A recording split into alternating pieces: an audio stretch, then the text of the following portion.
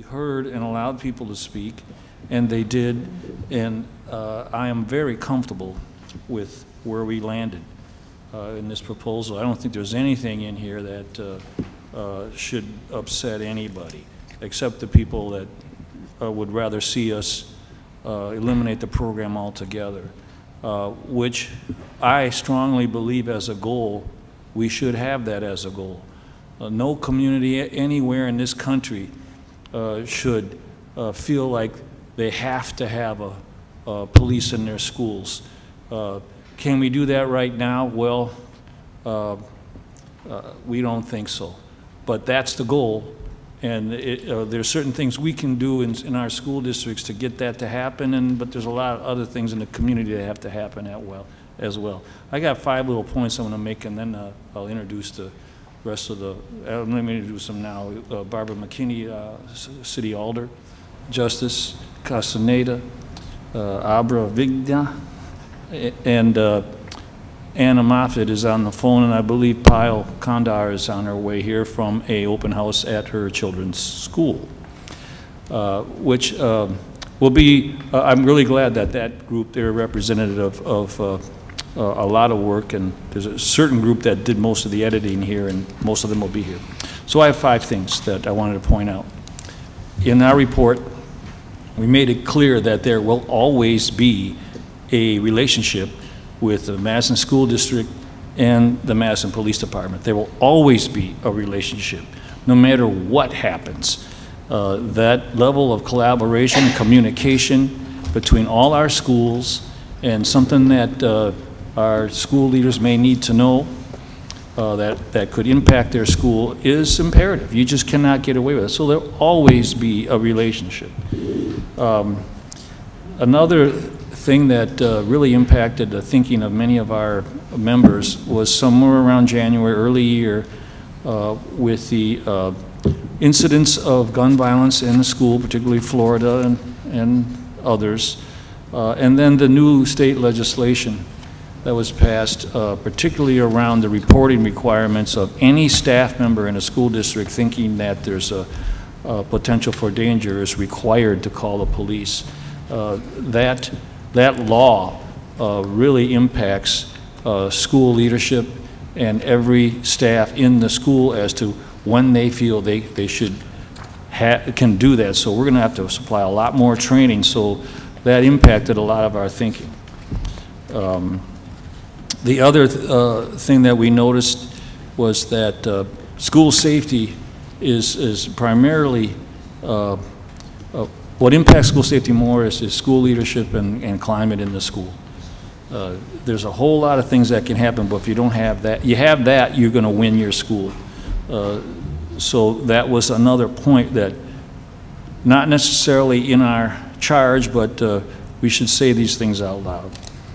And the a couple specific points that I really personally resonate with is that the automatic referral of any incident that something might happen within our school that a student does to restorative justice practices, I feel falls right in line with our strategic framework planning, and as opposed to it being determined by either the EIO or somebody else, but any incident, the automatic, that every student that does an infraction has the choice to go to restorative justice practice. It's not done by selection by somebody.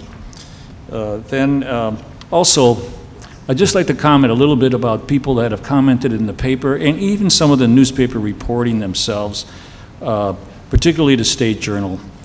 I'm going to call them out for their really misleading and sloppy done editorial that they did last Sunday, where they made comments particularly around let police be police in our schools and let them enforce school policy, where never in the history of the ERO program has that been an accepted practice.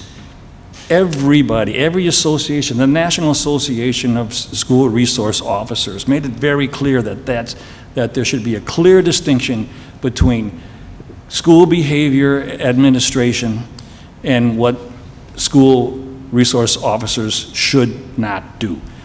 We have staff that we hire and train up to administer all of our code of conduct requirements.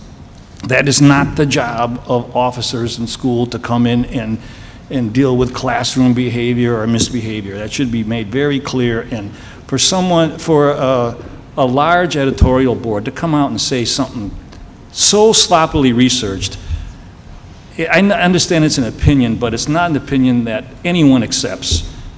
So I have to say that people reacting to this subject mostly out of fear and ignorance is not what's needed right now. Another thing that they deemed ridiculous was whether or not we should have the officers come to school in the police car, park it in the parking lot, let it sit there all day and drive home with it. That costs us and taxpayers $24,000 a year while removing 4 perfectly good patrol cars that sit there all day, driving up other costs that police departments. So my question was, I'd like the board and the negotiating team to bring that up. Do they really need the car there? It never goes anywhere. If someone comes and does a crime in our schools or needs to be removed, other officers come and remove them. The ERO never leaves. The car just stays there the whole day, yet it costs us $24,000 a year. I take a little offense to that because somehow right after my name they said ridiculous. And I think what's ridiculous is making sloppy reporting and putting it out as an editorial as something that people should consider ridiculous. So I think there's some ridiculous charges to be made here. It's certainly not in the question of whether or not we should keep the patrol cars sitting there in the parking lot all day for $24,000 a year. Discussing that is not ridiculous. So I'm done with my venting. I think I might hand it to TJ next and then let our committee members make any statements they'd like to make. Good evening. You know, I'll have an opportunity to discuss this with the board in other contexts, and so I think that mostly tonight I would like to listen to the board members and facilitate the committee members sharing and answer any questions that I feel particularly qualified for, and leave it at that. So I think that, again, I'll have other opportunities, but we have guests who have done great service to our school districts and our community by serving on this committee, and I think that the time should be given to their voices. I have just one Pull the mic up close when you speak and make sure the knob is forward. Before we begin, I just have one ask, is that when did the board receive the recommendations? And my second question is, have you had ample time to go through those recommendations for us to have a deep dialogue in what the contents were and why we made those recommendations? Yes, I think it's been approximately 2 weeks that we received the final draft. It was before the committee actually took the final vote, but the draft that the committee saw, the entire, or that the committee reviewed and then voted on, was the board received that. And then as soon as it was voted on, were there any changes to that? We received the updated report. So yes, I think board members have had ample time to review.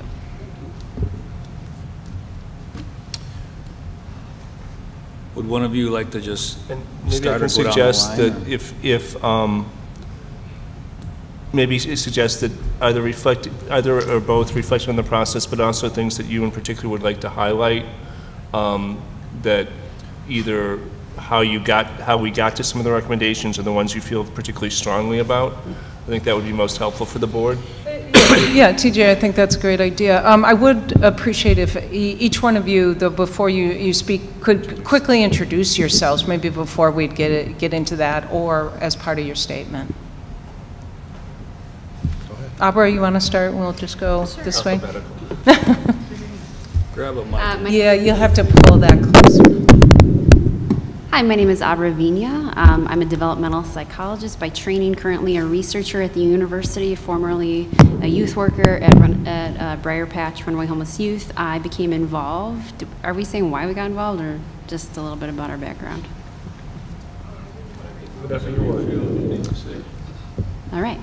I became involved because I have a small child entering the district, and I am very much invested in understanding how racial trauma winds up being conditioned into our students, white and people of color alike, and trying, out of a desire to play a role in trying to reduce some of that. So I'll just go with that for now. Good evening. My name is Justice Castañeda, and what am I? I'm from a long line of righteous brown people who will stop at nothing to bring music and art to children. Madison native. Variety of things. I want to get to this without doing the whole bio thing. I'm from Madison, left for about 18 years. I'm an educator. A number of things by trade. Was also arrested here when I was 18 years old in one of our schools, and narrowly avoided getting a felony. I was charged with a felony at 18 years old here at Madison East High School, and I had resources around me that got me a lawyer, and I feel like that moment, that path of divergence probably defined the rest of my life. And there's a number of other things that have happened since, but I do know that for that, I am extremely privileged that I did not have a felony and had to live with it as a result of getting in a fight when I was 18 years old at Madison East High School. You got one right there. Yeah, I got my options. Okay. No, we got That's this. Okay. So my name is Pyle Kandar. I don't know where my name tag is, and I apologize for being late. I was at a student success night at Van Hise Elementary, which is one of the reasons that I joined this committee, is I do have 2 children that are elementary school age students at Van Hise. I think I've made it very clear from the very beginning, though, I'm a criminal defense attorney. I am a private attorney. I was at the Public Defender's Office for 7 years before I became a private attorney. And although my children are students at Madison School District, they are not my kids that I worry about. The kids that I worry about are the students that I represent all the time. So I represent people ages 17 and above, often 17 to 25, which is what I consider the kids that I represent. And those are the kids that I was part of this committee to protect. I always assumed that people would be concerned about the safety of the students and the safety of the students that are behaving well. Those are not the students that I'm primarily concerned about. I'm concerned about protecting the kids that are more likely to be excluded or expelled. My name is Barbara McKinney, and I do serve on the Common Council, but I did not join this group or apply to be on this body because I was a city council person. This, I thought, was separate, but I was told, you know, once you are a city elected official, you're always an elected official. But the document that I submitted in asking to be considered to be on this body is that I started my career as a special education teacher. And I was a special education teacher in St. Louis, Missouri. I have a lifetime certificate, so you can kind of know the age I am. But I was a special education teacher, and I saw many students of color sent to the basement, and so programming, and our program was the intermediary. So if they were suspended from the regular school, they came to us, and if they were not successful to us, they went on to juvenile detention. So I sat there in that middle. The other thing that I would tell my parents is that when the school district decides to do an IEP, you must attend the IEP. And if you don't have resources, if you don't have knowledge, make sure you ask someone to attend with you. And so I sit around the table because, and also I was associate director at Madison Area Urban Ministry, and I would see the results of individuals who have gone through the system. And there's been a lot of talk about school to prison pipeline. And when I look at that, I was seeing so many of our young African-American males that we were trying to pull them out after they had gone over the abyss. And so my reason for joining this body is that I wanted to know how we can avoid them going over that cliff. You know, what intersections that we can be doing before they went over the cliff. And so that's exactly why I wanted to be on this body, to really look at what that change is and how the school district and the board has some responsibility for that happening. And it's not all on EROs, and I need to say that. And I want to make sure that my voice says that the board has a responsibility in making sure that all of our students are successful. Thank you. Anna, I don't know if you can hear us. I don't know if, Yep, we obviously know you, but please, I'll turn it over to you. Okay, thanks, Mary. Sure. So Anna Moffitt, well, for the people there, I'm a former school board member. I was on the Board of Education when we were renegotiating the contract that we have currently, and this discussion led into the creation of this ad hoc committee. I really worked to initiate the committee and, you know, serve in a leadership role personally because I am a parent of a child with autism, and we know by looking at district data that our students with disabilities, in particular students with mental health differences, kids on the autism spectrum, are disproportionately impacted by exclusionary practices within the school district, including arrests and citations.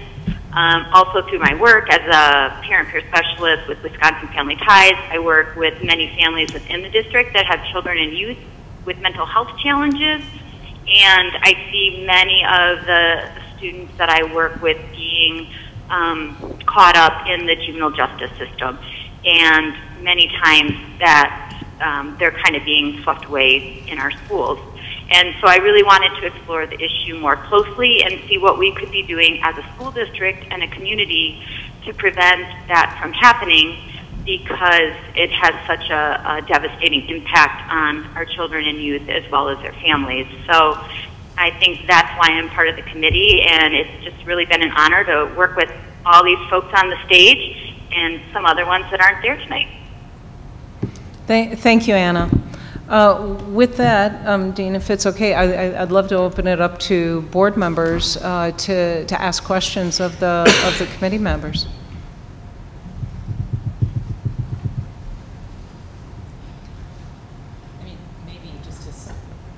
Maybe just to start, I would love to hear a little bit from each of you in terms of kind of maybe some color into what led to this. I know that it's been a long process with a lot of different voices and perspectives.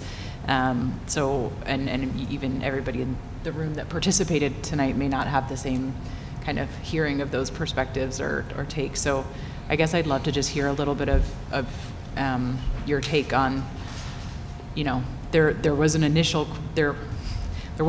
question, Dean, you kind of answered it, and this certainly has a recommendation, which is yes or no around EROs. And then there is a secondary question around, well, if the answer is yes, then what? And if the answer is no, then what? And this kind of goes down a path, but I guess I'd be curious to hear more color around that first choice, which is yes or no, and then maybe get into more of the recommendations here.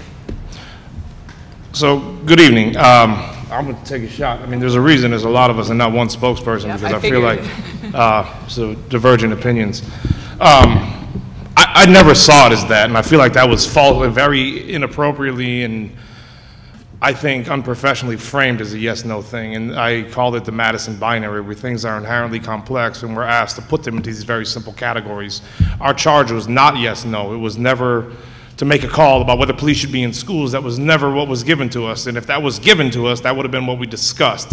I want to start with that and just say that fundamentally, as a Marine veteran, as a war veteran, and as someone who is an educator, I will never, ever understand why we need the capacity to have arms, why we need the capacity to kill children in the spaces that they're being educated.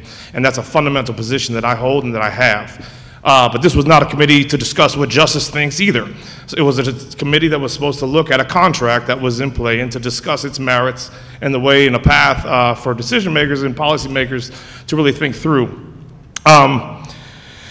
I will acknowledge before I go in, I got a couple of the things that the task of our school administration and the pressure and the realities in which they're trying to operate are not easy, and they are not actually completely under the purview of the school administration. And what I mean by that, and this is again the world according to me, but in terms of the process that we went through, but the inability for our school district to mandate changes at the municipal level in the areas of housing, economic development, employment, transit, community level health, which to me was at the bedrock of what we actually were discussing in terms of the realities of the lived experiences of our students and their families, will always be an impediment for any administration going in.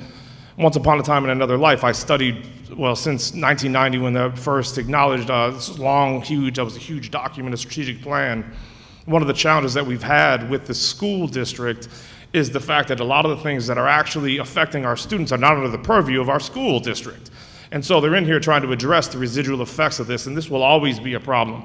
A number of issues that were brought up during this process reflected that a lot of what we saw EROs responding to was not actually stuff that EROs or our schools even have purview over. It was stuff like children not eating and children not having adequate structures and children having to, the fact that there are 3 schools in our school district that are actually in communities of color, and the rest of them, we have this busing system that I think is abhorrent. And there were other things that I just have to bring to this body if I have that moment to speak. We were at one of your high schools, and we were told by the group of social workers and counselors that they did not feel safe talking to us from their own administration about their actual opinions, because when we did try to get data and information, it was always very scripted. And that was extraordinarily problematic and frustrating. Our inability to get accurate data from the school district, again, very problematic and very frustrating. And so I will say that, and this is my, there's a number of other things, and hopefully our colleagues up here will get to them, but there are a number of other things that had to do with just the admin process of trying to get out here and examine this problem that were extraordinarily frustrating, and I think were more symbolic of the challenges that we're having here. This ain't about EROs. I think coming in, I had an opinion that this was about oversight of the EROs. I feel differently. I feel like this is as much about oversight of our school district and how this is being handled, because I don't think that we were given a fair shake at this, and so it was a matter of parsing through very limited, very selective information, and so a lot of us had to go out on these intelligence missions to find out a lot of things. And so I will just say that for me coming into this, trying to look at this as an objective question, look at this ERO contract, examine the merits. We had everything from the police chief going on Vicky McKenna, making opinions. There was all these statements being made about something that was never our ask.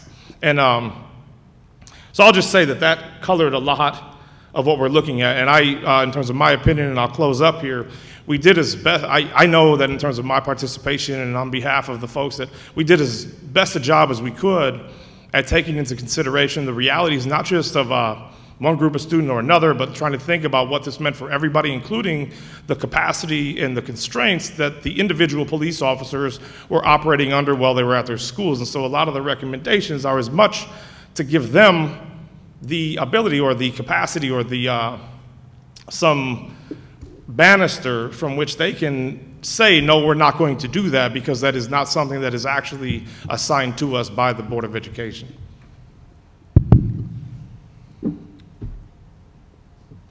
Anyone else? So you're just trying to get an idea of how we got to this opinion? Is that, so I mean, I think I agree with Justice on a lot of these points, maybe not all of them. I didn't feel as though the opinions of people that we interviewed were scripted, but we were definitely restricted on who we could have conversations with. So I think it was very beneficial to have people from a variety of backgrounds on this committee, because we all did our own work. I worked with students that I was representing at the time, students that were former graduates of all of these high schools, to try to get some perspective of what the reality was within the high school. It was difficult though, and I don't think any one of us on the committee is 100% comfortable with our decision. I think there's a lot of additional information that we would have liked to receive. There was definitely a period of time where I don't know that this committee's work was very productive. It seemed like the agenda was kind of written for us, not that the decision was made for us, but the agenda was written for us. And then kind of at the end, we took over and refocused, but we're limited on time and energy, frankly, at that point in time. So that's, I mean, I don't know if that answers your question or not, but that's kind of how we got to where we did. I agree with Justice that this wasn't, especially with I think one of the biggest deciding factors for us as to how to go with this, not that it was really a decision of yes or no, but the statute that just recently passed, and I don't have that statute in front of me, that requires school district employees to call law enforcement directly if there's any perceived threat, really kind of was, 17532, thanks, really was, you know, I mean, the ultimate deciding factor. There was no question then at that point, at least for me, as to whether or not it made more sense to have a police officer in there that could triage some of these calls, or to have these just kind of randomly going to law enforcement. Not that the response would necessarily be bad, but it'd be a little bit more chaotic and less controlled than if it was an ERO responding. Go ahead, Ms.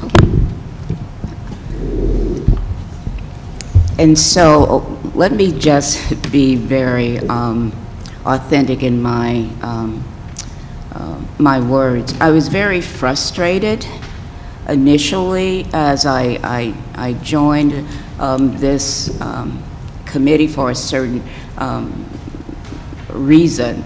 And what I heard was that the decision was already made. That was very frustrating to me. And the reason that it was frustrating, I looked around the room at the commitment of time, the diversity of the individuals that had accepted this charge, and to say that the decision was already made was disconcerting to me. Before I continue, I want to recognize our facilitators, the two facilitators that started us on our journey. So we definitely must recognize the two facilitators, that's Janet and Mara. And the other thing is that when we talked about the yes or no, that was a distraction because it could not be a yes or no. And we finally decided is that we must dig deeper into the question of how are our students and how does the ERO fit and the behavior plan, and all of that has to be a part of our consideration. One meeting, entire meeting, we just stopped the meeting to say, this is not a done deal, and if you think that we're wasting our time coming around this table and it's a rubber stamp, then you have missed the boat, because we were authentic and we came to the table in order to do some good work. Quickly that was dispelled. The other thing that frustrated me is that access to, and Justice did speak to that, and I think that that was frustrating for us all. In order to make sure we stayed on track in terms of our timeline, we divided tasks. And so I didn't get the opportunity to go into the schools because I needed to be in the schools and I needed to hear, because I'm an educator, and so I can go into the schools and I can hear and I can see and I can observe, but I wasn't on that group. And so the openness of our work was challenging at some point, and I don't know if that came from administration or where that came from, but I sense a lack of integrity there, because if we have this group and our job was to really thoroughly look at the EROs and their responsibilities and all of that, we should have had the opportunity to look at those. And so I felt initially that we were chasing ourselves and we were unproductive, and we lost some members because of that, because it was very challenging. This is over a year's work that we put into this body. When it shifted, we really began to dig into it seriously and be very intentional about what we saw and what we did not see.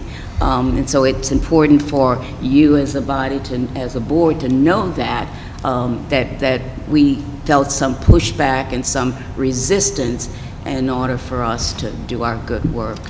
Barbara, I wondered if I can just follow up, because I'm curious about one of the statements you had made about that there was only one, there was only one decision that could be made?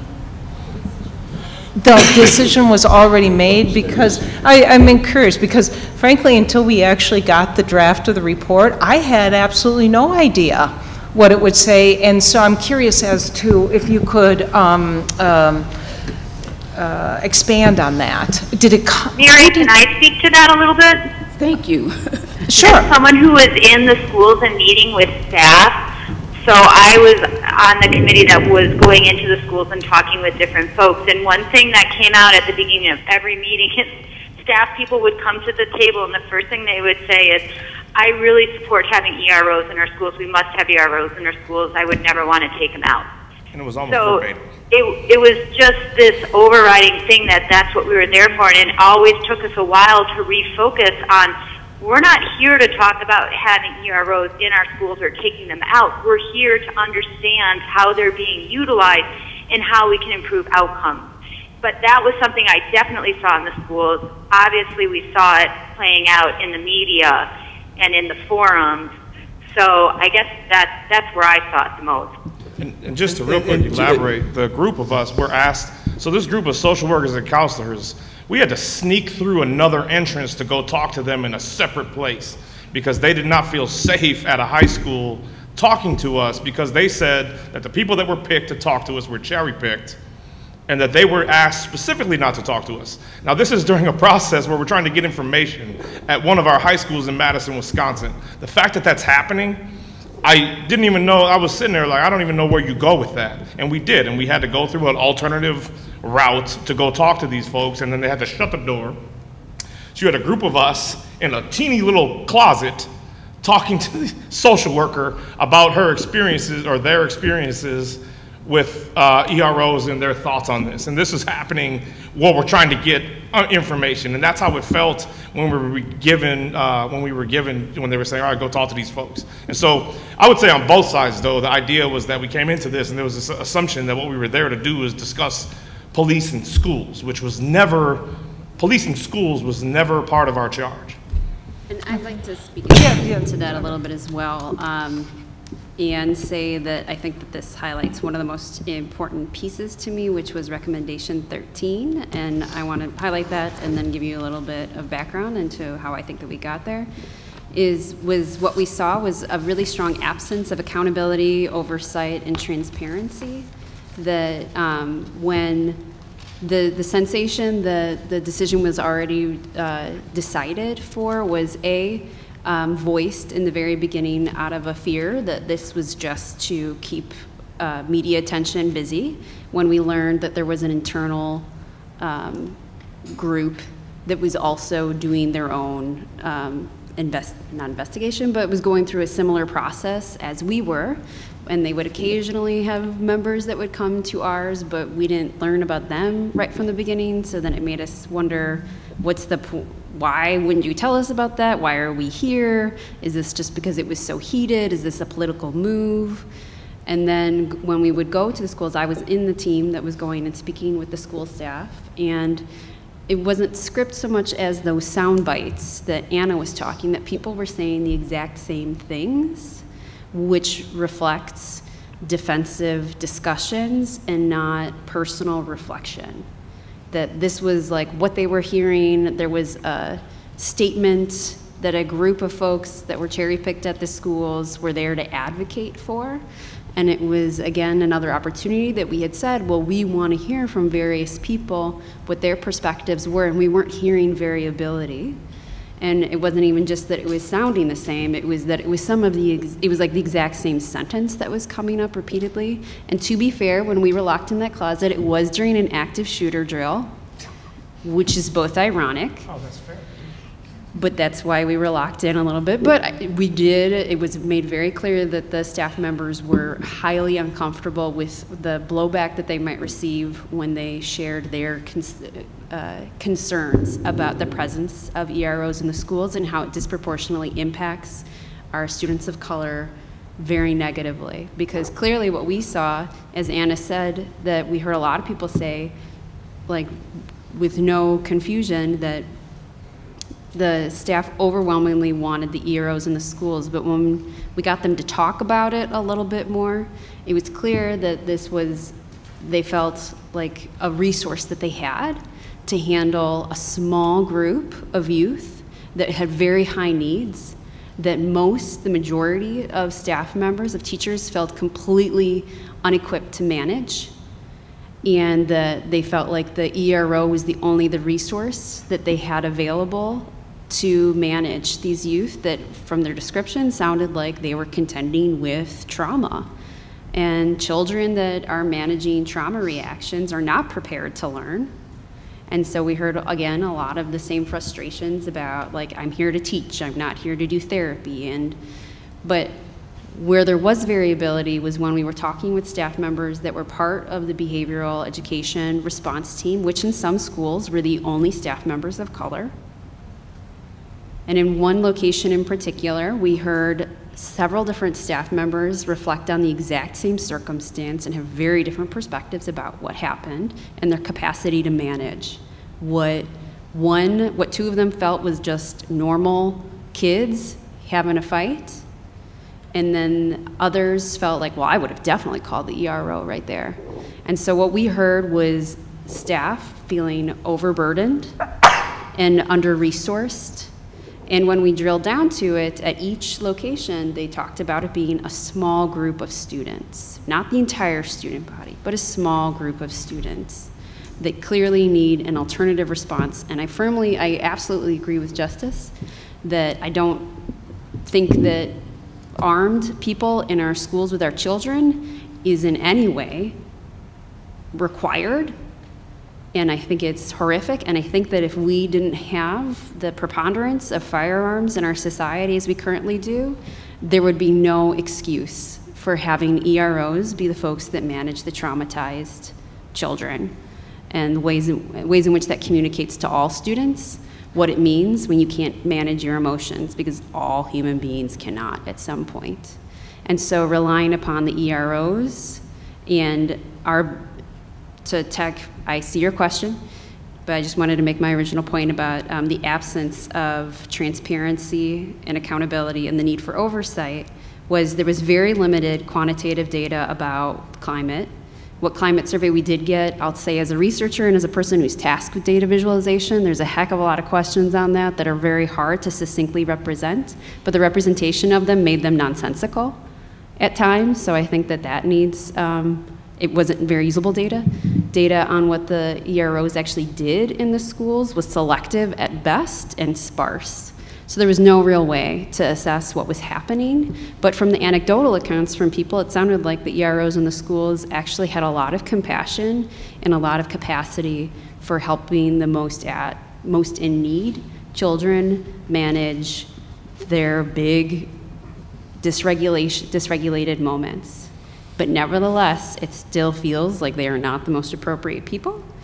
And the fact, to speak to the community, the scripting that we felt in this space that also enhanced the sense of distrust, I think that it came from a place of positive intent. It was highly scaffolded. We had a lot of people sitting down in a room to engage in a very long-term, very complex task. I completely understand the desire to scaffold around that, but what you're hearing is that without that transparency and without the opportunity to in any way self-determine, it did not feel like a collaboration. It felt like we were being managed, and that was also a sentiment that I heard from the students in the schools. So I'm gonna guess that the way that this committee was managed, and even from what I understand, you have assigned seatings at the board, and I've heard some frustrations about that. Like there are many ways in which people feel disempowered by the current setup of the school, and there are ways in which the structures can be liberated, if you will. There's definitely a need for greater transparency. There's definitely a need for greater data. And there's definitely a need for more resources for the students that are not people with guns. So real quick, let me just. She did have a question. I just have one question on one of your actual points, if I may. Nikki, do you mic. have the mic? Mike, sorry, I have such a loud voice, I sometimes forget it exists. On your point number 15 on the teaching of secondary students constitutional rights, would you suggest possibly even earlier, possibly in middle school, that those rights do exist?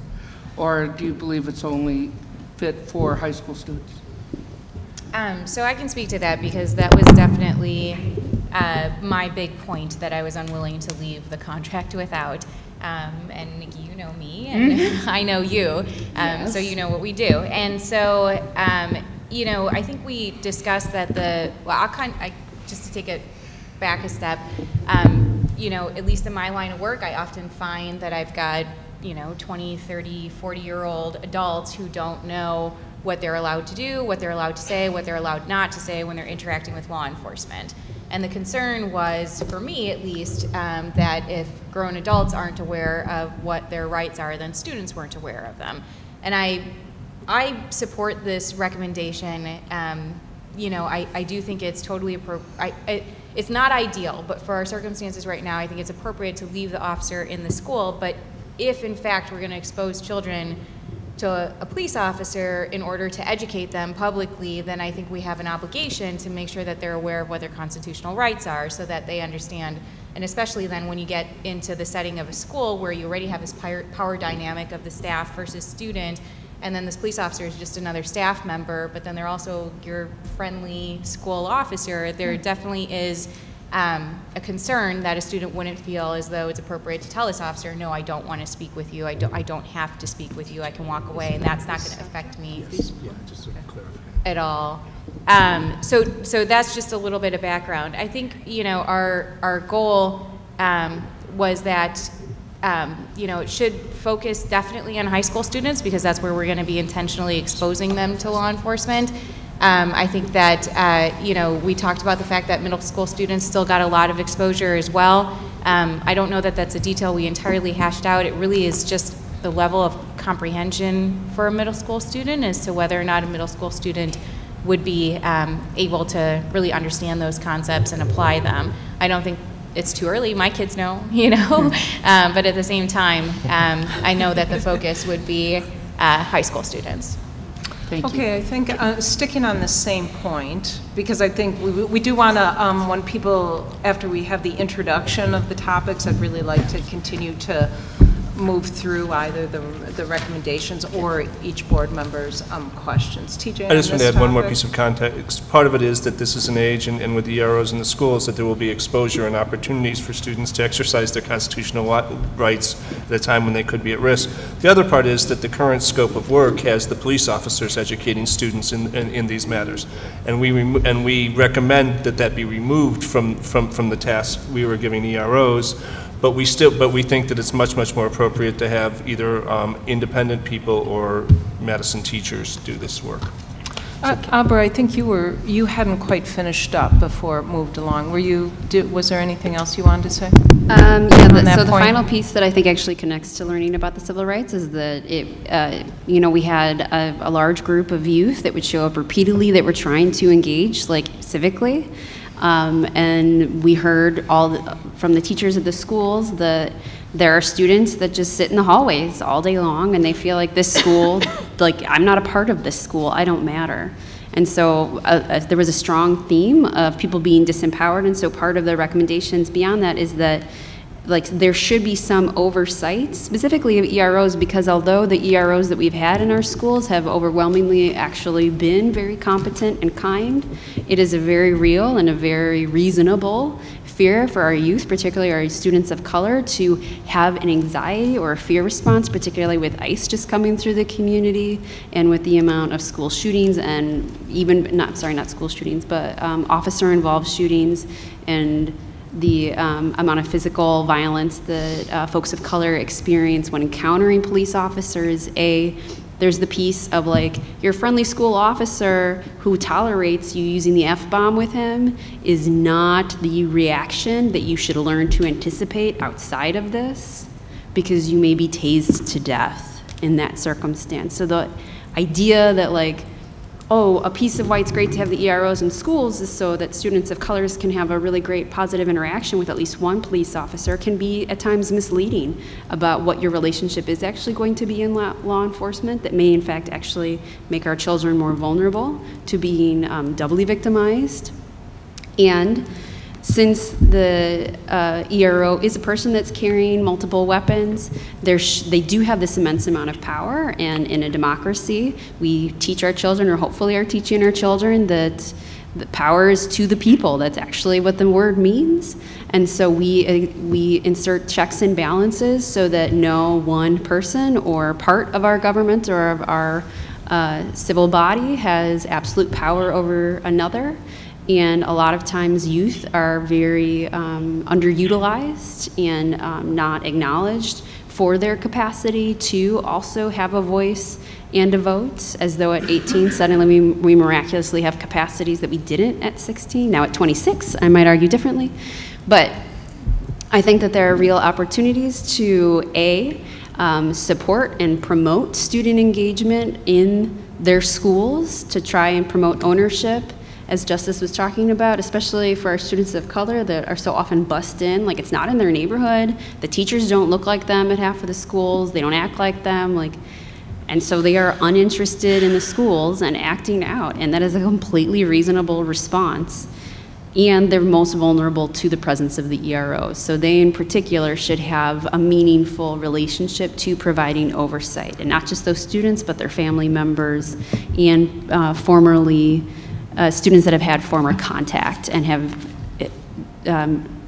had to incorporate some of the extreme harm, such as the folks that Pyle works with. So in some way of thinking about how there are ways in which we can support and promote civic engagement for some of our most disenfranchised and marginalized youth through the schools might be a really great opportunity and a creative way-ish for addressing many of the issues that are at bay, because as Justice highlighted, it's not just one issue, it is many.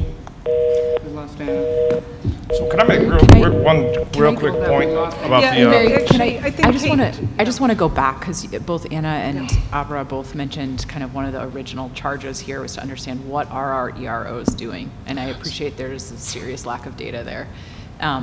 Could you just in a short, articulate what is your take on what our EROs are doing? So that was actually the point I wanted to real quick answer. And so in one school site, a high school, where the EROs are, in a matter of a couple hours, we asked the question of how often are your EROs used for classroom disruptions like cell phones and to take off your hat.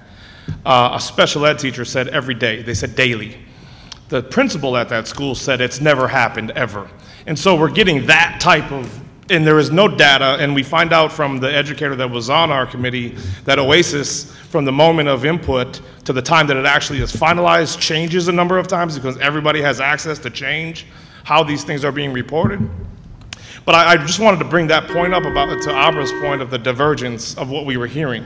That's one school, that was now, it probably is not daily, or maybe it's not daily, but it probably is not never, and maybe it's probably not never. And the fact that that's what we were working with, where you couldn't get any reality. But I guess if you had to just take a broad brush, a quarter of time spent managing classroom, how would you kind of, in broad terms, categorize the way that our EROs are spending their time, even if it's not perfect?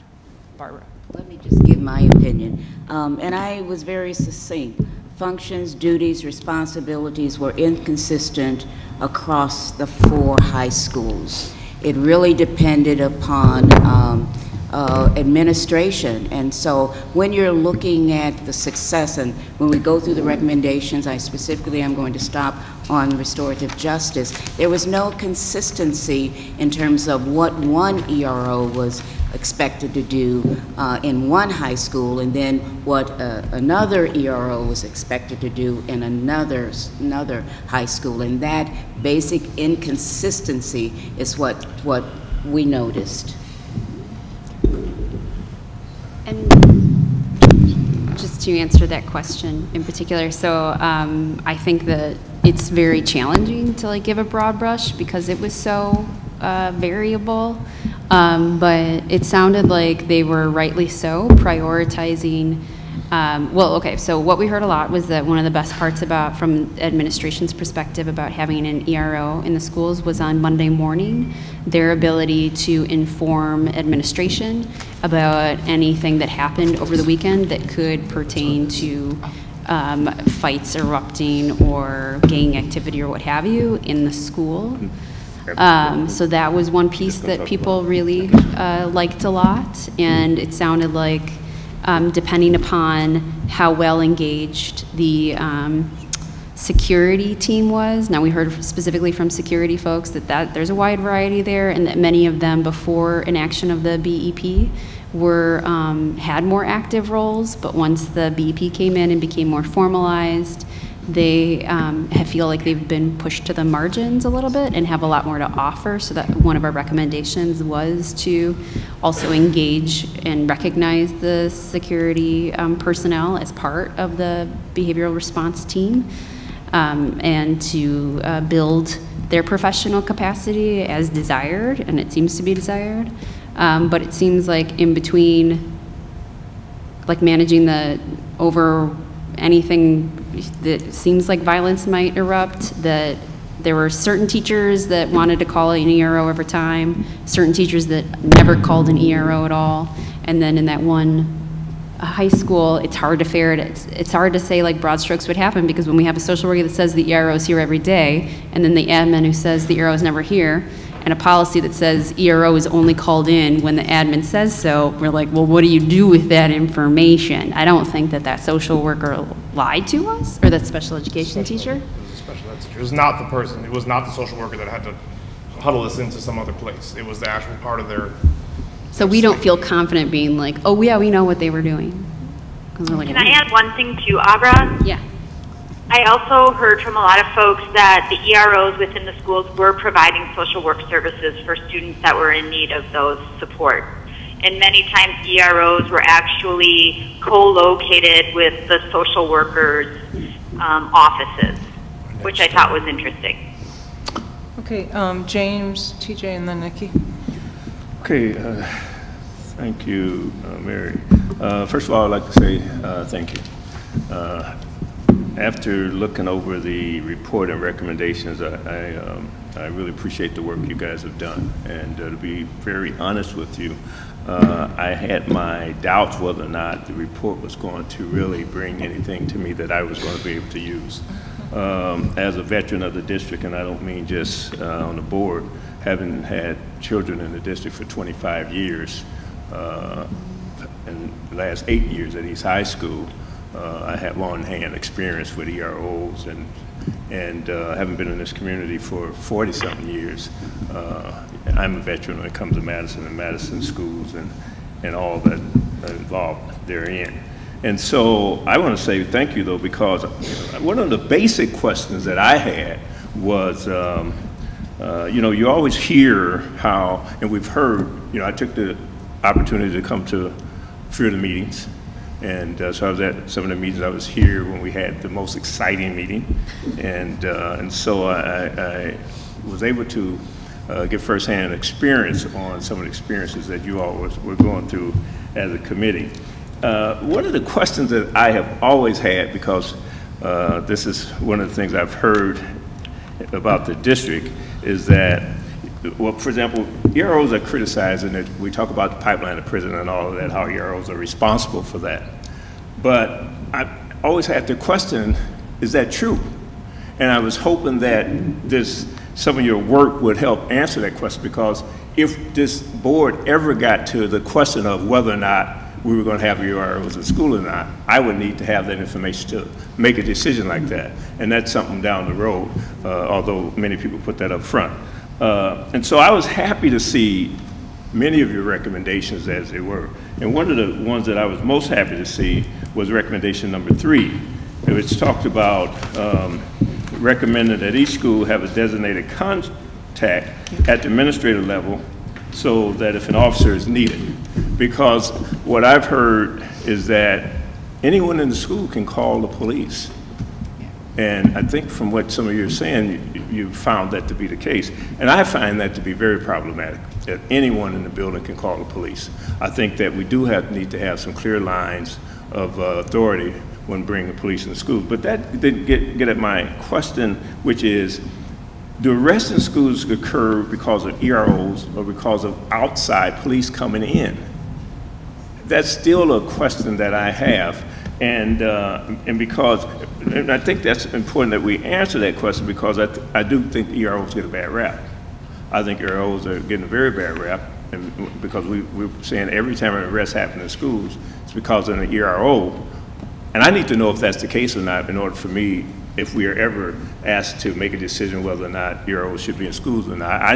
That's part of the information I need to have. So just looking at, and I only have two that I want to raise questions about, although I really like many of the recommendations, and again, I appreciate it. But on number 3, can somebody elaborate on that for me?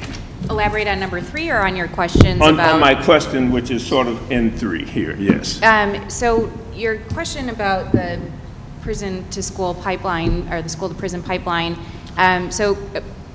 one of the things that we did is we interviewed the juvenile district attorneys, actually the district attorney and then his assistant district attorneys that did juvenile work, as well as somebody from their victim witness office. And so the way that it works in the state of Wisconsin, the way that case numbers are established for criminal cases. So for juvenile cases, the first 2019 juvenile case will be 2019 JV1, and then it continues through the end of the year. And so one of the questions that I asked the assistant district attorneys is, by the end of the year, how many juvenile cases do you actually have? How many juveniles are actually getting charged just in the city of Madison across the board? And consistently, both from the juvenile assistant district attorneys and then also the public defenders that do primarily, the majority of the juvenile defense, by the end of the year, and this is very different. 20 years ago, it used to end, somewhere close to 1,000 cases or so. And at this point in time, they're at probably about 400, maybe somewhere between 400 and 500 cases in a full year of a, county of, I don't know how many, over 500,000 obviously, but that's how many cases actually get charged. So a lot of cases end up getting referred to the district attorney's office, but don't actually get charged. So of those cases, because I'm thinking that's your next question, of those cases I was asking how many of the arrests were actually happening out of the schools. And the juvenile district attorney's office didn't feel comfortable giving us those numbers, not because they were scared to disclose them, but they weren't confident in what their accuracy was. But just to give you some perspective, in the adult system, there's probably about 20-25 assistant district attorneys that prosecute cases. In the juvenile system, there's 3. So they have a really good concept of what's coming in. And they said that really the numbers are so small that it's insignificant to them. They said most of the cases that they are, and again, this is all anecdotal, but I think the information is valid just based on what I've seen. And what they've seen is that the numbers that are coming to them, often, it'll be like the 6th or 7th fight between 2 parties, and the ERO feels obligated to do something to escalate the situation and will refer it as a disorderly conduct just because they still don't want the kids to have a battery on their record, so that's what they're doing. So that's the information that I received. I don't have any reason to believe that it's inaccurate. Regarding your question about who's doing the arrest, so it's intentionally not the ERO that does the arrest. And so I've represented cases that have taken place in the Madison high schools as well as surrounding high schools, and all of them have that same policy. Even if the ERO is the, in any other situation would be the officer in charge for that incident, they don't have the ERO do the arrest because they want the ERO to be able to maintain a good relationship with the student when they return. So if there's going to be an arrest that's made, it's generally, unless there's a few circumstances where literally the fight will land in the ERO's lap and there's not much of a choice but to cuff and to detain and try to separate the situation. But most of the cases, it's going to be another officer that comes in. Okay, but as you said earlier, that the ERO does initiate, though. The ERO is generally the first person to respond, but they're not what would be considered the arresting officer.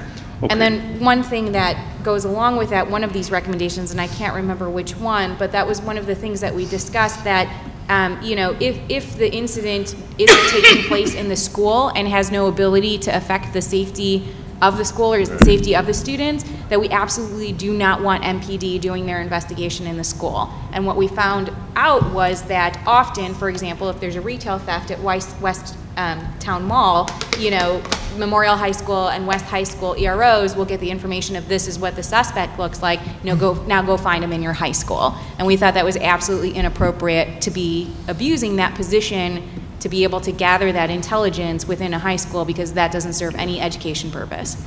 Okay, thank you. There's a point real quick on that. I mean, the theory, though, Yeah, is that the ERO is not the cause of the school-to-prison pipeline. Children who are being arrested and who are being referred to the juvenile justice system is what people are referring to. So I just would say it's reductive to say that it's because of the EROs.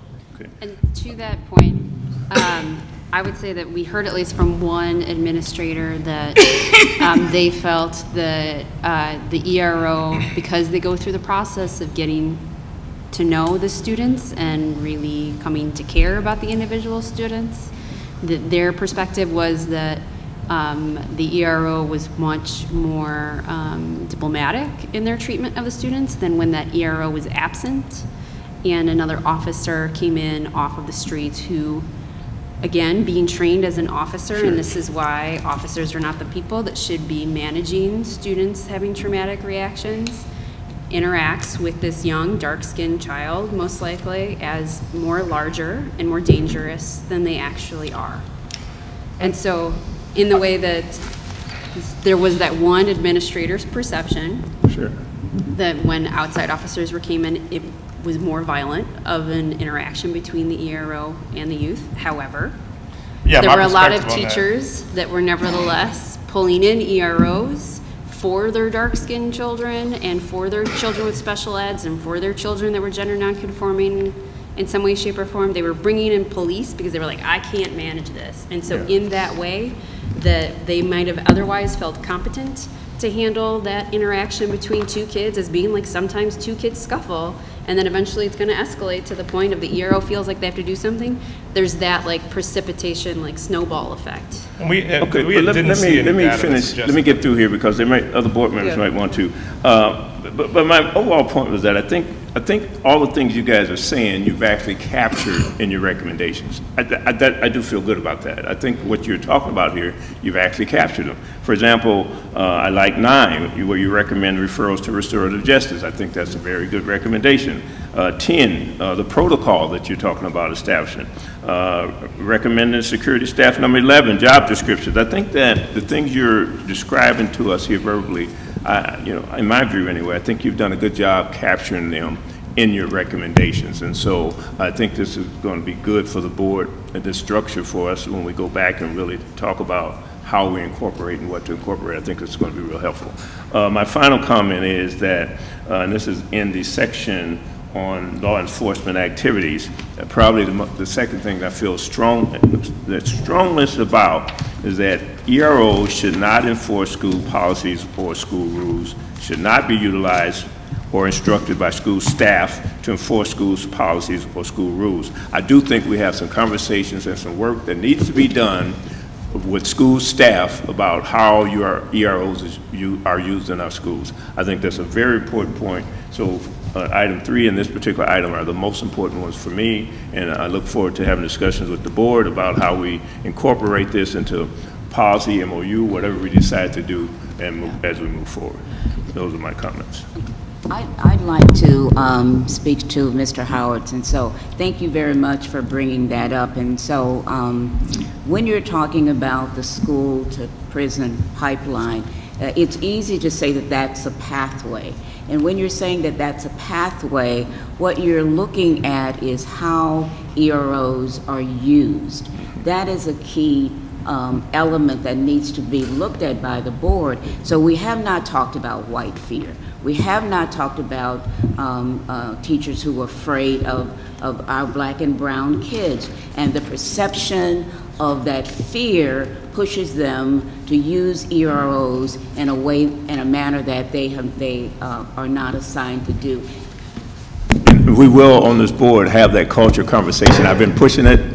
That culture conversation will be had as we go through and start talking about this, because you're really talking about culture and how some people are more comfortable calling police and EROs than others. And so I totally agree. Right.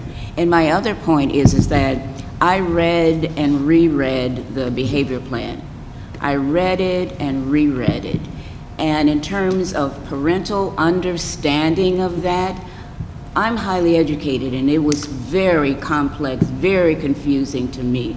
And so that is another issue that I want to make sure that I lay before the board is that how are parents informed and educated and make sure that they understand what that behavior plan is? Because I read it and reread it, and it was very complex. And in the statement, it says that parents have the responsibility or right to do da-da-da-da.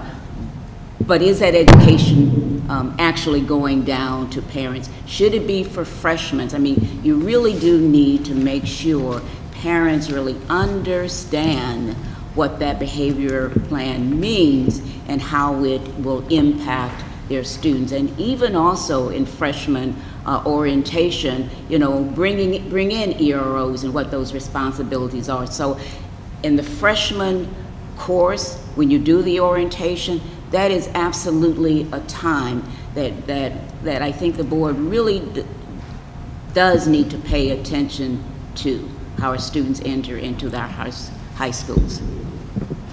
Actually, Kate, we have a big, It's on last. James's topic. TJ, Nikki. I'm going to be very short. And first off, in response to Kate's question previously about what do we know about what the ERO is doing, you know, the short answer is that every day is different and that it's dynamic and every school is different. The even shorter answer is we really don't know. But the internal committee, in cooperation with the police department this year, did some kind of pilot around task tracking with, I believe, all 4 EROs.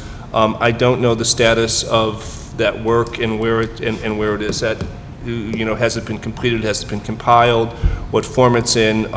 Nothing was. The committee did not ask for that. We discussed it. We did not formally ask for it. It was not shared with us. But it is something that, if you're interested in, I'm sure the board could access. Number 2, also real short, just a clarification on, I think it's number 9, which is, number 9 is the restorative justice should be considered the first alternative. A little context on that is that what we heard was that, at least in some schools, EROs were playing gatekeeper, and that they were, you know, it was the mood of the ERO, whether they were referred to Time Bank Youth Court or whether they were referred to municipal court. And apparently some kind of agreement was worked out with Time Bank during the school year this year, sometime in March, April, something like that, and that no longer will be the case, but we wanted to formalize and emphasize that that would never be the case again. So that's some context on number 9. I'm done. Thanks, TJ. Nikki. Just want to, you had mentioned special education. Everyone knows on this board my views on that subject.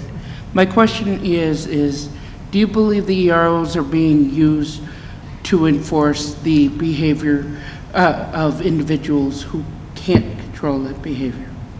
I'm going to respond to that, or I don't know if Anna wants to respond to that, because I know that, Anna, I don't know if you wanted to respond. I didn't quite hear Nikki's question. I said, do you believe the EROs are performing duties and punishing and dealing with students when it's not their behavior that's causing it, it's their disability itself? You know, anecdotally, I think that has come up where people have talked about just in sessions that EROs are having interactions with students that have IEPs when school staff feel like they aren't able to control the situation. But that I didn't hear that numerously. But I think when you look at the district data, which was actually hard because I think currently we don't disaggregate for students with IEPs or disabilities, so we don't really know.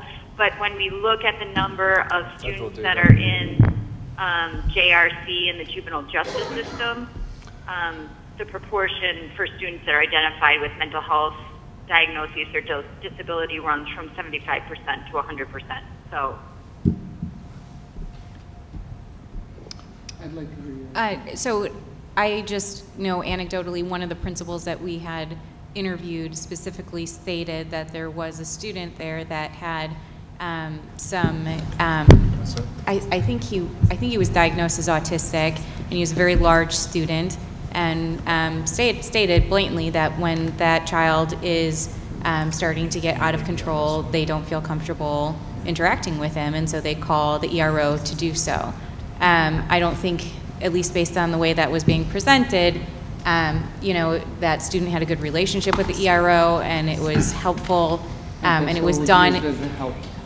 Sure, but the question always was that the most appropriate person and I believe, to be doing that interaction? I'm sorry to speak over you. I believe, if I recall correctly, and correct me if I'm wrong, that it was in that same school that one of the special ed teachers talked about how the recommended reaction with that child was to just leave them in a classroom for a bit, and there was an anecdote about, so maybe it's not in the same circumstance, but there was an anecdote about a child that had an IEP for special education that would get out of control, and a special education teacher telling us that, you know, the ERO is trained to sort of like go in and subdue, when the better response is to give the child space to calm down.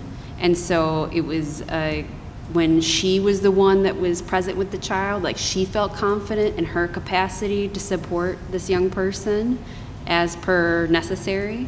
And it was a good example of how the way that police officers are trained is to use force. And so we get exceptional officers by and large, but that's not their training, and so are they the most appropriate? And that's my really last quick follow-up is, do you believe it's appropriate, based on your committee's mission, that EROs be used to execute special ed? Can you repeat that? In discipline situations, do you believe that the ERO is seen as a staff? I'm changing my question and withdrawing it. Never mind. I get confused in my own question. Okay, Kate, and then Nikki, one thing I would say quickly about it, though, is one of the recommendations was around having better data keeping around seclusion and restraint, because we know, based on Act 125, educators and school districts do need to report that data, but if it's a law enforcement official, they are exempt from Act 125. And so I think one of the recommendations was to get that information. Thank you. So I wanted to go back to, James, you called out the 3 kind of recommendations that I was hoping to explore a little bit more. The first 2, 9 and 10, are around really kind of pulling EROs out of classrooms to the degree possible, right, out of managing classroom behavior, et cetera, and ensuring that restorative justice and some of our more preventive kind of proactive relational measures are being used. And then it's followed by a recommendation to use security staff more. And so I was wondering how you thought about that, because what I hear you saying is EROs are acting as social workers, they're acting as case managers, they're acting in all these other relational ways that isn't, to me, the same role as a security staff person's role. And this is the only thing in here that is a resource, potentially a resource ad, right? It's a, so just, can you explore, like, what's your take on the role of a security staff versus? I can start, I'll just start real quick with, when I was arrested at East High School by a police officer who was a neighborhood officer, I'm always gonna say that I work with too many neighborhood officers to suggest that when they come in, they're the brute squad. I don't think that I saw any evidence in this process to corroborate that assumption. And it's always used to defend why we need the EROs in the high schools. And it's like this idea that if the police come in from the neighborhoods, they're just gonna start, you know, Pyle can speak to that more in terms of her experience with people, but I haven't seen that. Anyway, but we had Milton McPike and a number of all the assistant principals, the social workers, the community liaisons, and the security guards walk that school, and talking to some of them throughout this process, obviously not Milt, but and some of the educators that were there, that was formulaic. They were everywhere. And so those hallways were, and the people that were doing that were the educators and the security staff. When we did this process, we saw the security staff, the social workers telling us that they were not allowed at one place to leave and do that work, but the security staff were posted in stationary positions, and the people who were doing the hallway walking were the police. And that was, to me, like a distinct difference. And the schools that I've worked in throughout the United States, I've never seen anything like that. Where the police, and I gave an example of some places in California, where the police were deliberately stationed intentionally outside of the school, because one of the biggest threats that they were seeing was the external threat to the school. And so ideally, especially, and I could nerd out in terms of architectural design, but the idea is that unless you have a perfect panopticon, you don't, if to get to any point inside of a facility, you don't want to be in any other point, especially like East High School, West High School, that are not panopticons. So the idea is that to have access to it. It's warmer in California than here. But but there are a lot of, I mean, but the point though is that they were never more than a minute away from any point inside the school if they needed to get in there. But the people who were dealing with this were security guards and were your educators and administrators. And here, we saw a marked difference. Am I hearing that the role you're recommending here from the security staff is kind of to be present in hallways? Is that the role you're recommending? I'm just trying to is the role you're recommending more social work, or is it more not necessarily social work, but one of the things that we heard from the security, there's a big variety of security guards and what their level of engagement is within the school. So there are security guards. There was a security guard that was just absolutely fantastic. I mean, had a good sense of the students, worked really hard, probably never took a break, absolutely loved those kids, but held them accountable. And he talked about how if he ever did take a break, and one of the reasons he didn't take a break is because if there was an issue, there would just be dead air because the other 4 security guards didn't do anything. And we've heard stories from multiple people of security guards literally sitting in their office watching Netflix on their computers and not really having a presence in the school. So we figured this was a resource that really could be used, and it's not an armed resource, and it's not a police officer, so their presence alone is going to have a different impact on students than the presence of a police officer. Now, at the same time, I don't think we had any intention of the security guards necessarily being in the classroom and managing, behavioral issues. We would still expect, the school to try to educate teachers and train teachers so that they can manage their own behavioral issues. If the teacher could not manage it, then maybe it goes to the behavioral response team. If the behavioral response team can't manage it, then maybe they call a security guard, and if the security guard cannot absolutely manage it, then it goes to the ERO. But that was an important step, that it was a resource that was there that wasn't being used. And it was, and just so it's clear, like, I don't get the impression, and I'm sure there are teachers in the school district that hate students and should never be a teacher, but I didn't get the impression that that was the case. It was the teachers felt like they weren't able to do it. I don't think they had any, most of them, I don't think they had any malintent. I don't think they wanted this. It's just, and it's a district-wide issue, and if you, I kept bringing up the pay scale in this district versus like Chicago public schools, and so the comparison of, and that's, you get what you pay for, and so the teachers, I don't think really, I think they would like to have that power and that ability to do it. They just didn't. So that was my perspective on it. So that's kind of that dichotomy there as to why we're pulling the ERO out but increasing security staff, because we see them as 2 different roles, we see them as 2 different resources, and we still don't, at least me, don't want the security staff up at that level of, in the classroom taking away cell phones from kids, unless it's absolutely necessary for some reason. And I think most importantly, the piece where security staff can't criminalize the children's behavior. Like, but it just can't go to that level. I mean, if we're not using our security staff well right now, one of our major roles is to allocate resources in this district. We definitely don't have as many resources as we would want as a district. Sure. I think probably not speaking out of turn to say that many of us would like to be able to pay our teachers better, et cetera, right? Like, so if we have a resource that's not being used well, we can either use it more, which is what you're recommending, or we could use it differently, right? We could use it on social workers or something else. Like, so I'm trying to understand do you actually think we need more? There's 26 of them that you guys are employing, I believe, in your I don't high think you need more. Okay. They just need to be used and yeah. audited. And I think that there's a really important point here that I don't think it's emphasized. We were very much arguing over what could be included in here and what could not. And given that the charge was explicitly about the contract, there were a lot of pieces that are not reflected in here.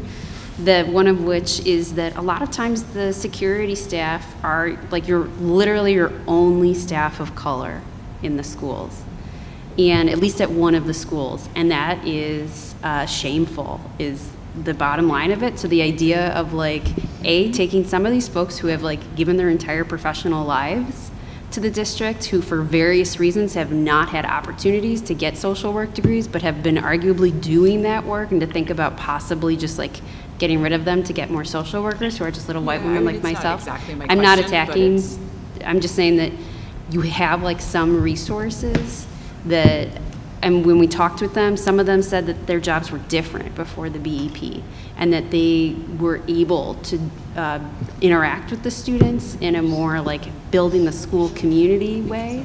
That I think some of them, probably the one or two that are, like, Netflixing it all day, maybe are uninterested in it, but I think a lot of them feel not part of the school community. And I don't think that that was an intentional effort of the board, but I think it was an incidental, like, let's get people, social workers that are in for this. But there's also some folks that are already in the schools that have a good grasp of it, that they also voice that they don't feel like they have a voice, and that they're employees that are virtually disregarded, that may be a good resource. So that's why we highlighted them, because they're there, they're some of the folks of color, and they can't criminalize the behavior. But to your point, it doesn't make sense when we're saying, like, why social workers do that. Abra, I just wanted to say one thing, and I have to apologize because I do have to go to a meeting now. But I know at the onset, I think a question I heard are, what are really some recommendations or priorities that were takeaways for you as an ad hoc member? And two of the things that I really feel are critical for the board to look at more closely is, I do believe we explore this idea of an intergovernmental contract between agencies, because I feel like if the moves towards improving these systems and changing practices, if we're not alongside the city and the district attorney, that it won't make as big of impact as it could. I also believe that as someone who has been part of this ERO ad hoc committee, the power of bringing in the community and giving folks a voice, and actually a voice that can impact change, has been critical. I mean, obviously, the people who are on the stage tonight, how intelligent, knowledgeable, and experience they bring to this topic, that I think we need to pursue that effort. I know the ERO ad hoc committee has been pretty exciting at times, but I don't think that should deter the school district or the Board of Education from not continuing this and including the community and the public and allowing them to have a meaningful role. So with that, I have to leave the meeting. Thank you all. I appreciate the opportunity for this conversation, and I most definitely want to continue to be part of it. Thanks, Anna. Great, thank you, Anna. Have a good night.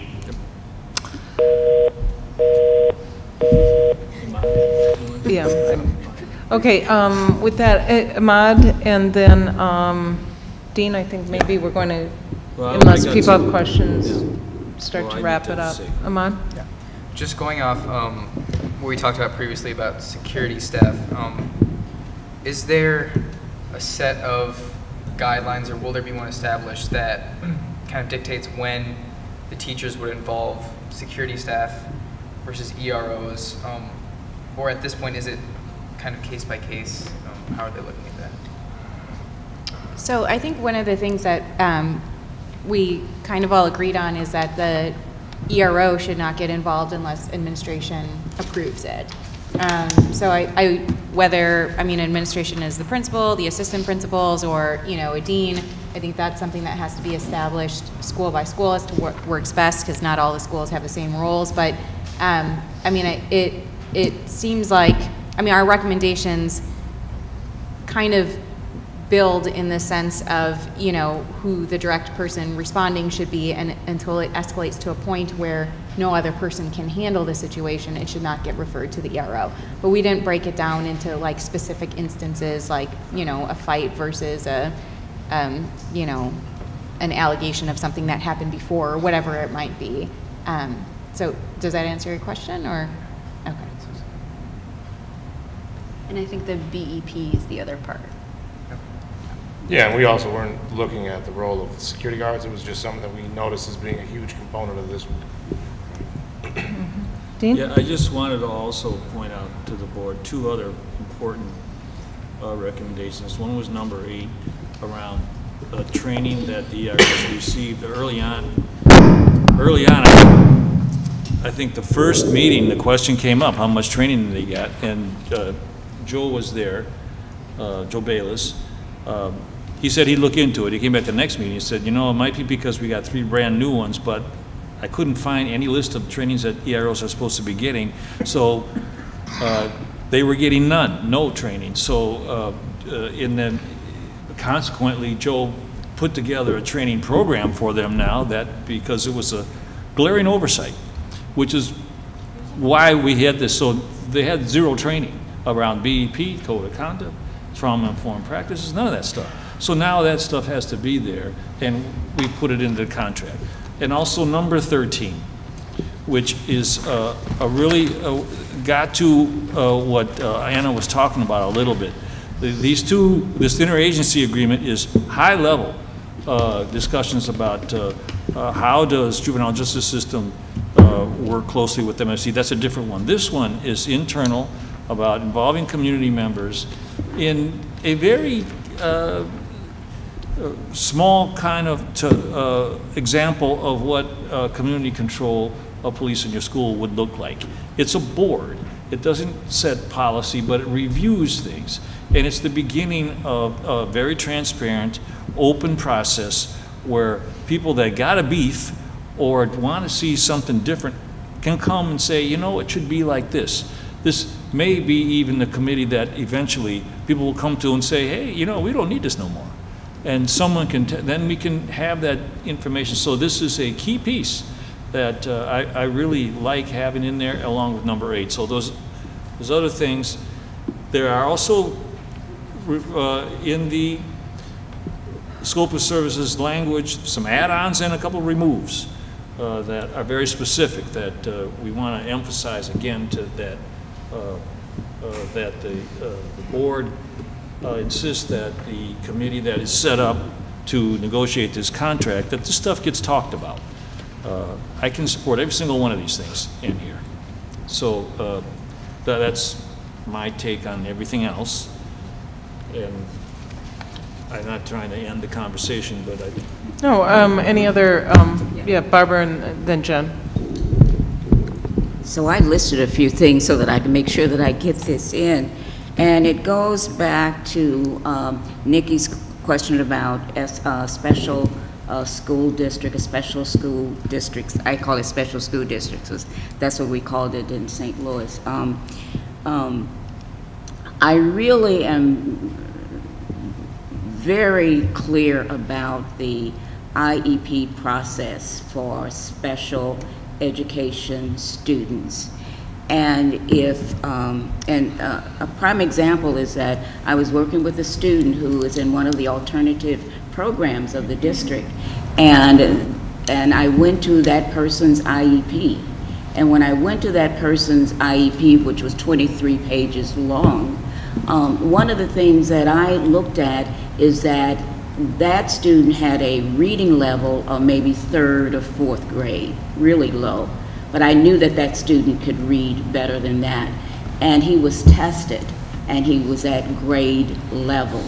And so as we're working with special ed students, if parents are not able to come to IEPs or for whatever reason, we should use the ombudsman process in terms of having someone to be an advocate for that student. No student should have an IEP that a parent or a guardian never comes to. And so the question is, how do we really look at that as a process? The other thing, I want to commend you for bringing on board Joe Bayless. And the reason that I say that is that he understands restorative justice. And the district has a very effective restorative justice program, but it is not universally accepted.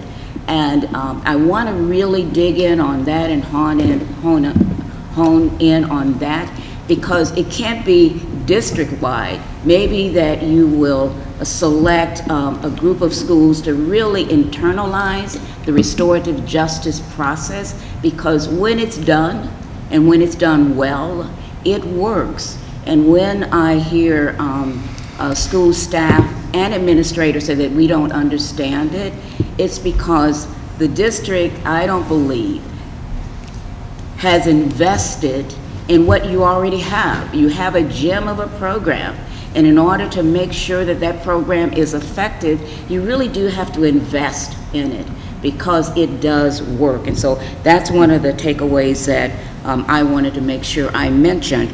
And also, as we are looking at the youth courts, I went through, and none of the individuals who went through the youth court did community service, right? I went through and I looked at some of those. They should be doing community service. And so as a board, you should be looking at that as an alternative. And the time bank is very responsive, but you have a responsibility as well. It's like, how are these agreements crafted? And to see none of them, I think one or two, was referred to community service was very disturbing to me. And that was a highlight that I wanted to bring up.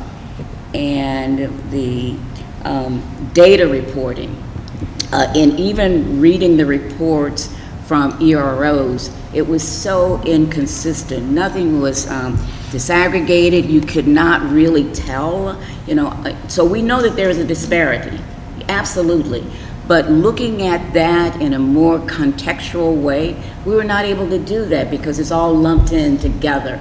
And if you really want to look at cultural competency, you're going to need to dig deeper in that. And so that's going to cause the board some uncomfortableness, but we didn't come around this table to make you feel comfortable. We really didn't. I mean, we came around this table, we stuck a year and a half. Oh my goodness.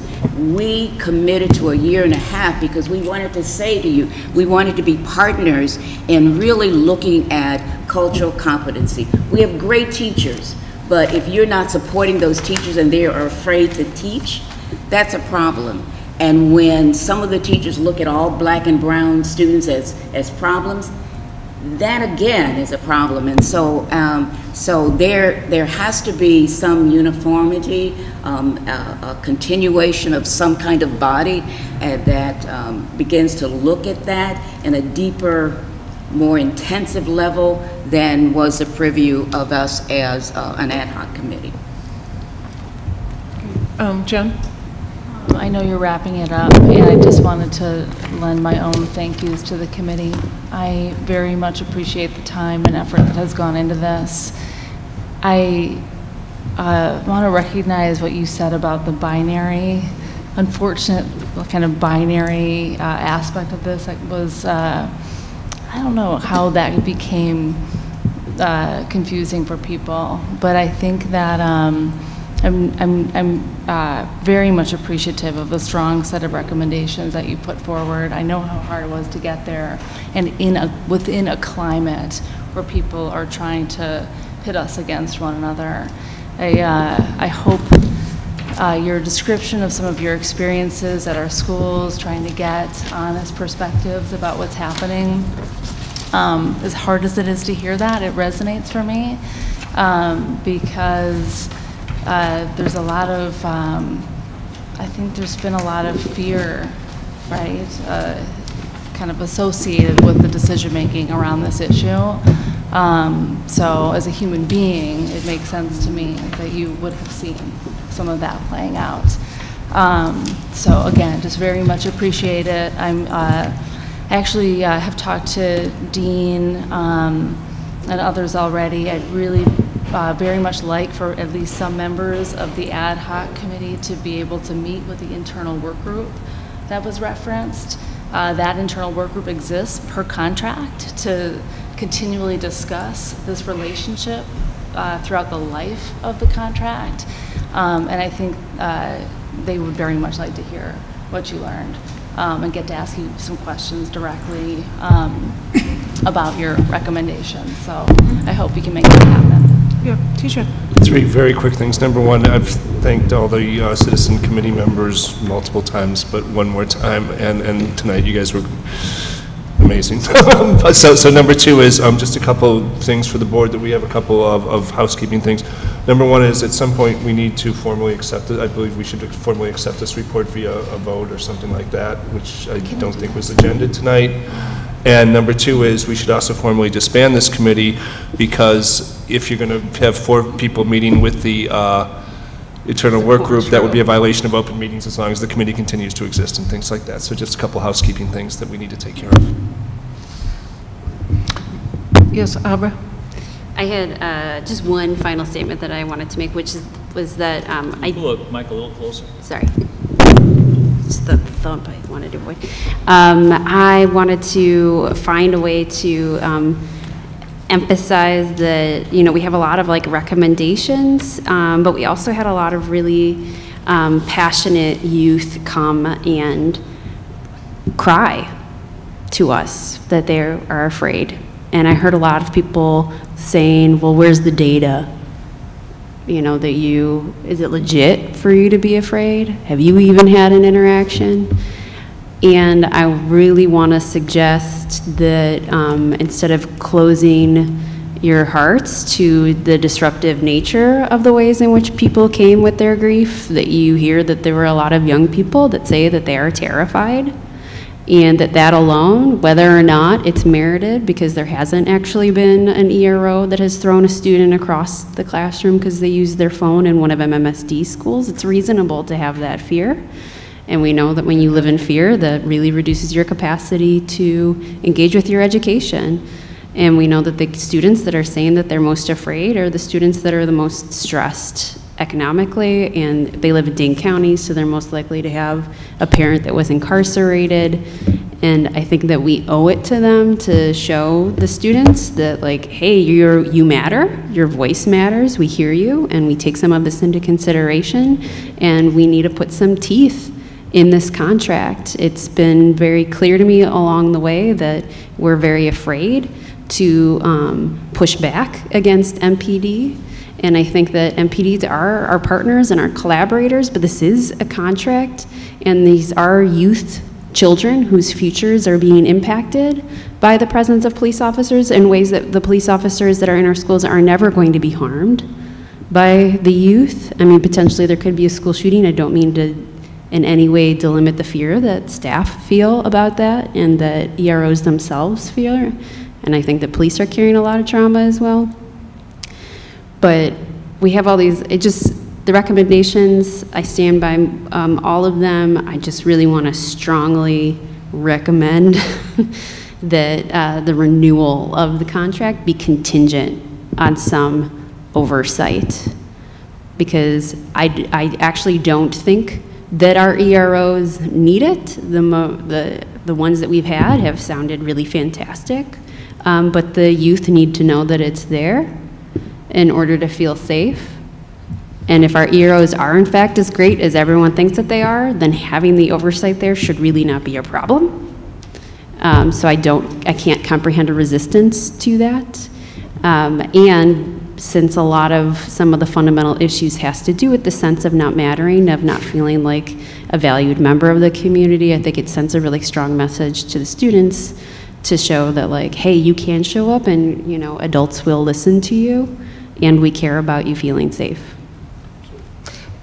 Yeah, I want to check with Kim. I really apologize because my expectation was that you would be able to vote tonight on accepting the report. So I was a little shocked when I heard you say that, TJ.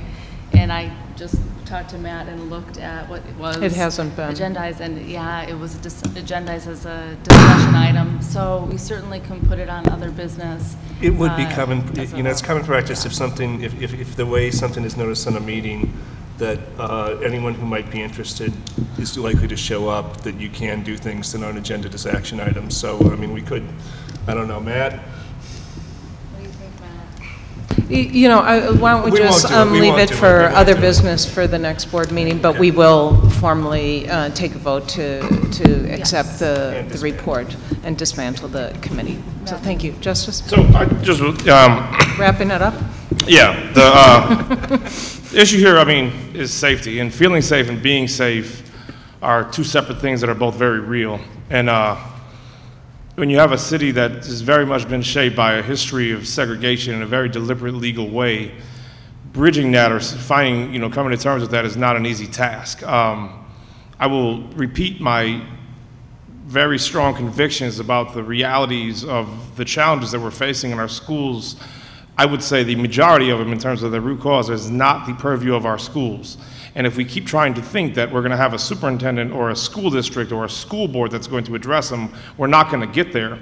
I don't know where you make that case, because the bridge between this body and our municipal body is just not there in a lot of the things in terms of our housing policy and all these other places. There are a number of us that work in many other industries that when we start talking about the realities of our children, and specifically our brown and black children or children of color in our schools, that many more of us need to step up to that table and say that we own some of that, and we're not seeing that and we're not demanding it. And I really hope that that at some point through some of this is a conversation that's continued, because if we continue to say this is the issue and then somehow our superintendent, it doesn't matter who it is, historically is somehow responsible. There are many things that we do have purview over, but I just want to acknowledge the fact that I don't, that we did take a lot of, I think we took great care to make sure we were as thorough as possible, and that there was no moment in this where we ever lost sight of the task at hand and the role that you all play, and that the role that our educators are playing and that our administration is doing. And so thank you all for that work. Yeah, thank you. Payal or Barbara, are there any other thoughts that you weren't able to express, you'd like to express before we wrap up? I mean, I have so many thoughts on this issue, and especially just coming, you know, I just think about, I was just at Student Success Night at Van Hise, and like every position, every person who spoke to me was a white person speaking to me. That's fine, my kids are half white, no big deal, right? They acknowledge both halves of it, but at the same time, it's just, it's like, I mean, it is such an issue, and I don't know how it's resolved, and I appreciate, aside from this, you know, to me at least, any effort that's being made to make sure that the staff reflect the students and not just, I mean, my kids, like I'm talking to a kid in the public safety building, in cuffs, in shackles, you know, went to West High School, graduated from West High School, is telling me, oh yeah, you know, the black security is there to monitor the black kids, and the white teachers are there to educate the white kids. That's just, I mean, it's not hard for kids to notice that. It's not hard for my daughter in kindergarten to notice that. You know, when she does. And so, you know, this is the low-hanging fruit. This is easy. This was probably, I mean, something that was important and needed to be discussed, but it's not going to resolve anything. It's going to make things a little bit better. If there's something that's really going to be focused on that is within the control, and again, it's a budget issue, I get it. There's got to be other incentives that can be offered to teachers of color to come to this district. But if, to me, that was the one big thing, is my kids are gonna probably, and you know, and I'm not even asking for my shade of brown, you know, but it's going to be years before my kids have even a single educator that is not white, and that is bothersome to me, and they're not even the ones that I'm worried about. So my closing remark is tomorrow I will be participating as a principal for a day. And I intentionally selected Olson School. I selected Olson School for two reasons. One, the principal there gets it, but the primary reason is that I wanted the students at Olson School to see a person of color that is in authority, right? Because that is what we need to do. Because whenever when you only see black and brown students who are failing or causing disciplinary behavior problems, that is the context in which you categorize them. So I selected Olson School because I wanted them to see that African Americans are capable, that they are intelligent, they're smart, and they can be principals of a high school. And so that my parting remark is that students need to see cultural competency. They need to see people that look like them. And that's what I heard over and over again, is that students who graduated from Metropolitan School District had never had a student of color, a teacher of color. And so we need to really work on that and how we began to work on growing our own. It's great to bring individuals from the outside in, but there needs to be some intentionality in growing our own.